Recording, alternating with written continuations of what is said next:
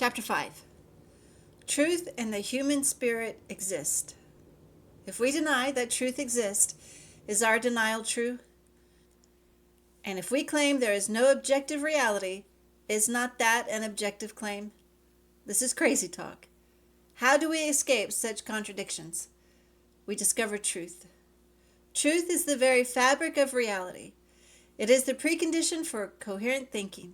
Without truth, our consciousness has no reference point to distinguish between what is real or imagined. Without truth, there is no possibility of language, logic, disagreement, or even doubt. Without truth, there would be no science. It must exist before our awareness of it. Truth is not created by man's thinking. A fire is hot whether or not the man exists, but man can discover that fire is hot. So truth is not arbitrary. Now, if a man wants to decide that the campfire is cold, he can, but he is not living in objective truth. Truth does not depend on anything else in order to be true. We need to submit to truth because we need truth to clear away our distortions of reality. Of course, submitting to truth humbles us, but we should want to live in alignment with what is consistent and real. This means integrity is required from us, so we will not twist the truth for our convenience, pleasure, or applause. This all means that truth is good, even though it can be near impossible at times to accept. But it anchors us and frees us from false illusions.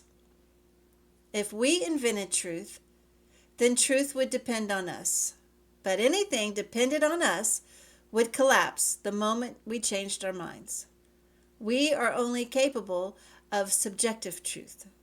Yes, we can have our own interpretations, emotions, and perspectives, but still we need to align our subjective truth with the objective truth. Because truth with a capital T is objective. It stands whether or not we agree with it. I want to understand reality, so I want to be in agreement with it. I do not want to be that camper who says fire is cold. Okay, pondering time is over. Let us state some premises and see what conclusions we can arrive at. Premise 1. Truth exists. Something exists because to argue against existence, one must exist. So the question now becomes, is existence coherent truth, or is existence incoherent? If you choose that existence is incoherent, then you are choosing to live incoherently. By choosing incoherence, you have accepted that you have no logical basis for your thoughts or choices. You are willfully denying the thing that makes your conscience reliable. To decide to live by incoherence, you would be on purpose disintegrating yourself into oblivion. Coherent truth would be the better choice, because it is the condition needed for all facts. With it, logic, reason, and universal order are reliable and immutable. Truth is without contradiction, so it has no entropy. It is self-validating and self-sustaining. Choosing to align with it means choosing to align with the only thing that cannot disintegrate. Premise 2. Truth precedes matter. Existence is impossible without coherence. To exist means to be distinct, defined, and consistent with itself. What is the constant that makes those things possible? Truth. So truth is not a product of matter. It is the precondition that makes matter possible. Matter can display order, but it cannot invent it. Even the most basic physical laws, like gravity, motion, energy, depend on relationships which are bound by the constantness of coherence. These relationships rest on something cohesive. Let me say it this way. Matter did not birth truth. So, truth just is. Materialists say matter just is, but they have to position themselves into that corner because they deny that the immaterial exists. They have to present matter as if it is independent and not something that is contingent on something else. But matter just is actually could have just as easily not have been, because anything that can be measured, moved, or destroyed depends on something greater than itself. Matter needs time, energy, and relationships to exist. Let's be honest, matter just is dependent. Matter depends, truth does not. Matter changes, truth holds.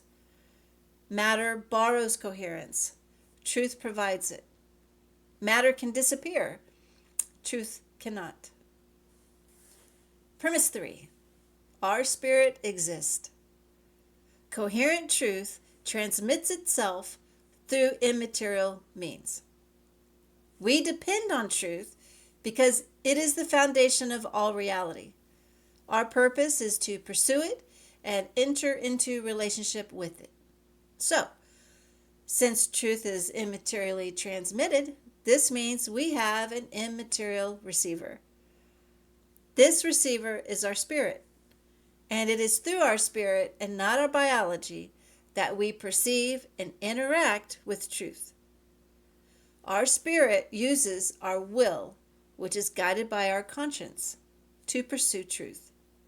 And through our integrity, our relationship with truth can grow and strengthen.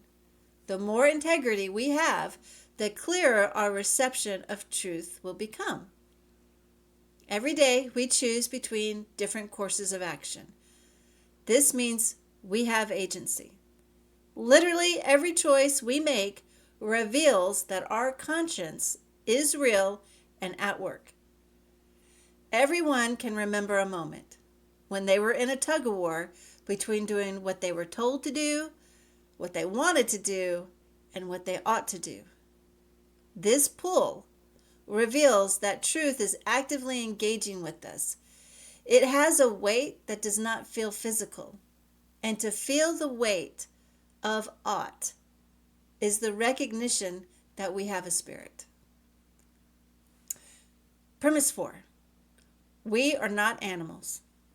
Yes, animals socialize in extremely insightful and meaningful ways, and they exhibit deep emotional behaviors, but they stop short of reflecting on meaning and moral reality. Animals lack the ability to transcend into abstract thoughts, such as contemplating destiny, discussing criminal justice reforms, or teaching the invisible laws that govern the cosmos. So even though gorillas can use sign language, they cannot use sign language to get together and discuss the meaning of why they or their bananas exist. Animals do not have the capacity to enter into a relational discovery with truth. That would require spirit. That is what differentiates us from them. Let me clarify the difference between soul and spirit. Animals possess a soul, which is the life essence that allows them to have the ability to react, bond, and navigate the world with remarkable instinct and emotional depth. But they do not have that inner receiver, which would give them the ability to have moral awareness, conscience, and the pursuit of meaning. We have souls too, but unlike animals, we have that inner receiver. We have a spirit, meaning we have the ability to perceive truth. Having a spirit means we can question truth. We can resist it, or we can choose to align with it. Even though animals cannot enter into a relationship with truth, they do testify of its existence. They embody truth's harmony through their instinct, patterns, and emotions. So a bird does not reason, I fly, therefore I am, but its wings prove the law of lift every time it soars, as if obeying coherent truth. Why does having a spirit matter?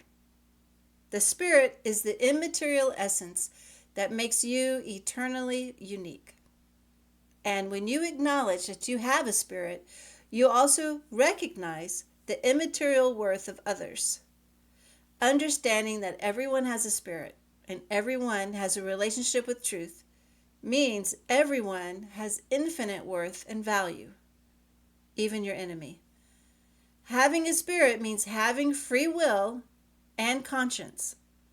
It means we are accountable for our decisions and actions. Because coherent truth exists and we have a relationship with it, we are aware that moral responsibility exists.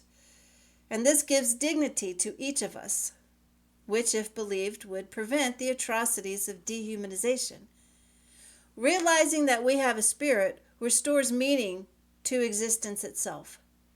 It also means that you are not a random accident, but a unique vessel for truth.